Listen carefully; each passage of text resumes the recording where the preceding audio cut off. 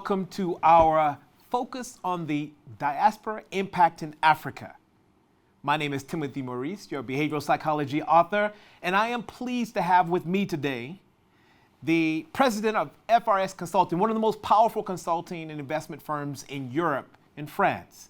He's the chairman of the Abdul Sam Foundation, and he is a special advisor for fundraising for the C20, a part of the G20. Abdul Sam, welcome. It's really good to be here. You are a powerhouse, and why we wanted to focus in on you is that you have a movement, an African innovation movement you're starting in Africa, brought to you by the Abdul Sam Foundation.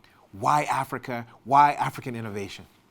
Africa is my homeland, and a new Africa innovation is the concept, a concept that I truly believe that it will be a new paradigm. We make a switch to Africa to be a leader in terms of innovation. This concept is a concept where we are going to have a perfect alchemy between human innovation and technology, human, environment, and technology.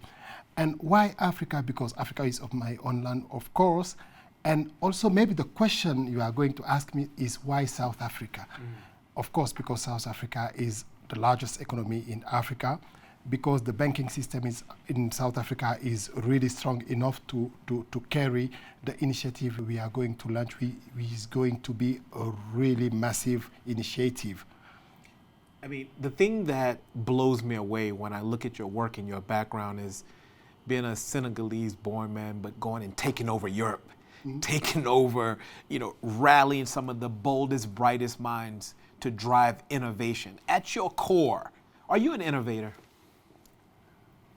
I guess I'm an innovator, and I can say all Africans are innovators because it's our DNA to innovate every day.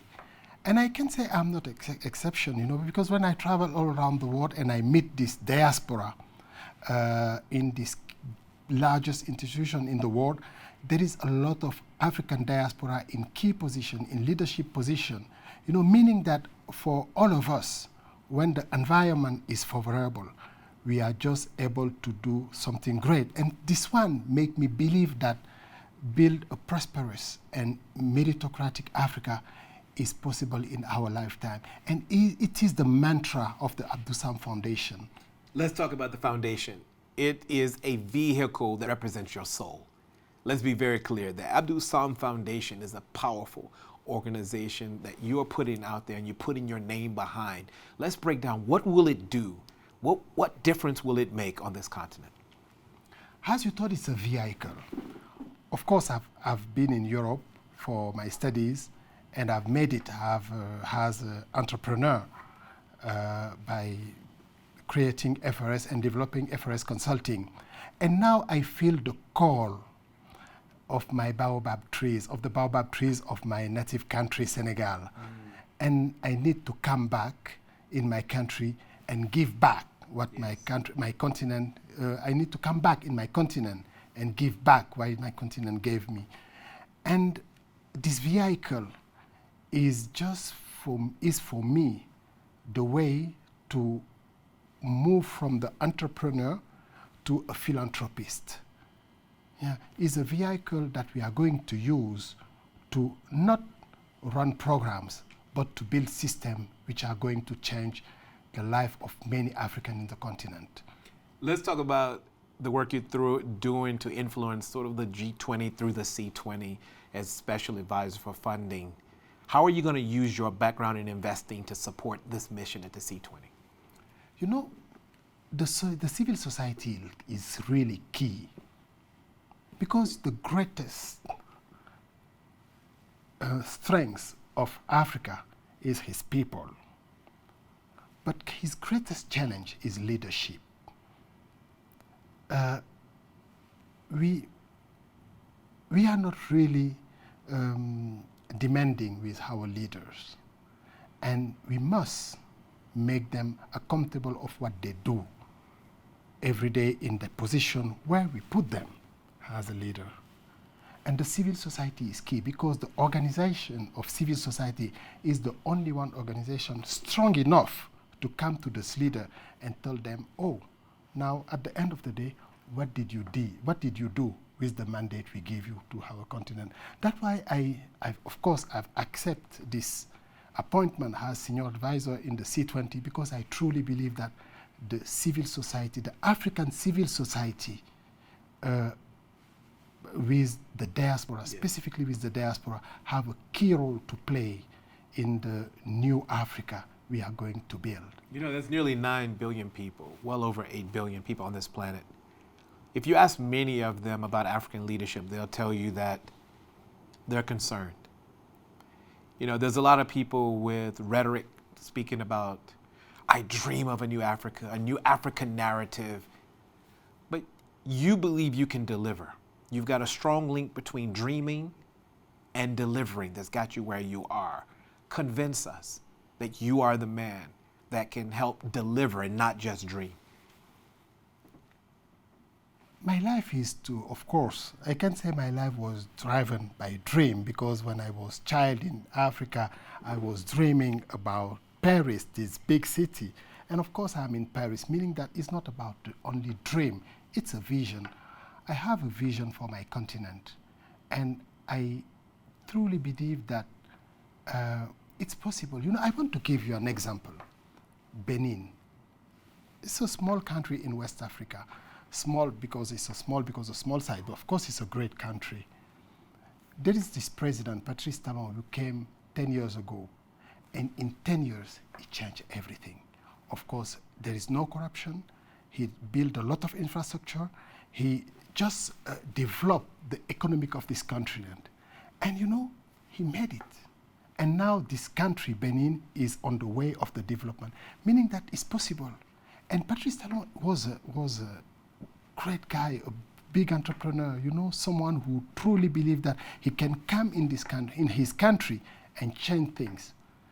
This is the example we can base on and say that it's possible. Yeah. Share a little bit about some of the founders like Pixley and these people who have inspired you to launch both your mission around innovation and the foundation. This speech, the 1906 speech in Columbia University in New York of Pixley Kaisakaseme, lit a fire on me. The speech was so powerful. You know, this guy left his KZN.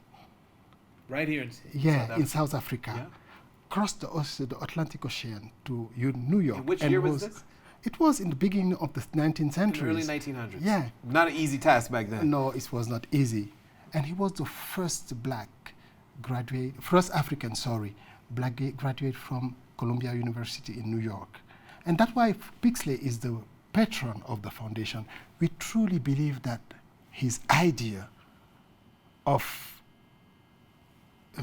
regeneration of Africa is the really powerful idea that we need to bring back today to build a prosperous Africa. Yeah. You know, these are giants. These are people who have trailblazed and give us hope. One of your things, I know you want to bring hope to the young child who's almost want to give up on African leadership. How are you going to bring hope, and what does hope mean to you? Hope is everything, because hope makes you believe that a better tomorrow is possible, a better future is possible.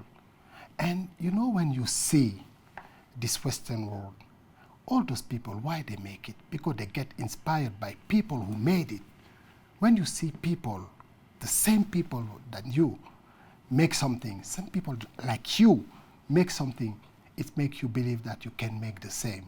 And you know, I'm coming, I guess, as many of the diaspora, we want to come back and just deliver, do things who can show people that it's possible, we can do that. We must do that. It's time for us to drive the destiny of our continent.